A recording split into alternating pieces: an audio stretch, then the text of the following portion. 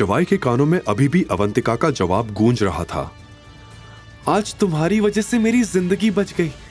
अब मैं भी महादेव से रोज प्रार्थना करूंगी कि तुम जल्द से जल्द मुझे लेने आओ। I'll wait for you।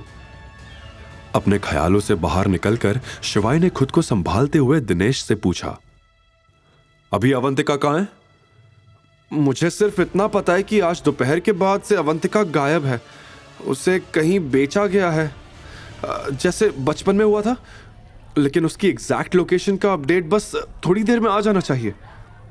यह सुनकर शिवाय का खून खौल रहा था। तभी दिनेश की सेक्रेटरी ने दरवाजा नॉक किया। May I come in, sir? Come in. Sir, आपने मिस्टर यश चतावत को कॉन्ट्रैक्ट साइन करने के लिए बुलाया था। वो बाहर आपका वेट कर रहे हैं। क्या कहूं उन्हें? दिनेश ने बिना एक पल गवाए कहा, Tell him to wait। शिवाय उस सेक्रेटरी की बात सुनकर चौंक गया। उसने तुरंत अंदाजा लगा लिया कि यह वही यश था, नंदिनी का बॉयफ्रेंड। लेकिन इस समय शिवाय के लिए सिर्फ अवंतिका मायने रखती थी। ऐसा लग रहा था मानो यह सब उसके खिलाफ कोई सोची समझी साजिश थी जो बजाज परिवार ने मिलकर रची थी।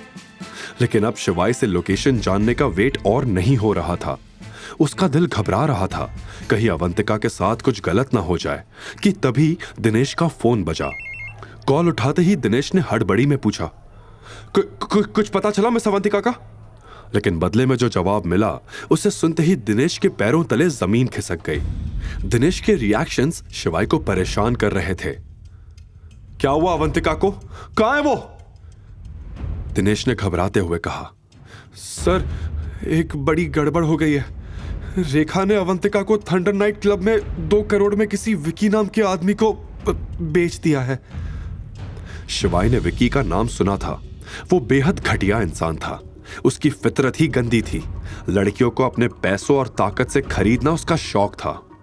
वो लड़कियों को सिर्फ एक सामान समझता था। उनकी बेबसी का फायदा उठाकर उन्हें शिकार बनाता था। शराब, जुए और काले धंधे में विकी का नाम हमेशा गलत कामों से जोड़ा जाता था। लेकिन उसकी पहुंच इतनी ऊंची थी कि अब तक कोई उसे छू भी नहीं पाया था। वहीं दूसरी तरफ अवंतिका के सामने बैठा आदमी विकी उसे भूखे कुत्ते की तरह देख रहा था। अवंतिका वहां का माहौल समझ चुकी थी, इसलिए जल्द ही वहां से निकलना चाहती थी। लेकिन विकी के इरादे कुछ और ही थे। अवंतिका विकी से कुछ कह पाती इससे पहले ही विकी का फोन बजा। वो आ गई है, मेरे सामने बैठी है। मुझे बिल्कुल उम्मीद नहीं थी कि तुम ऐसी बला को मेरे पास भेजोगी।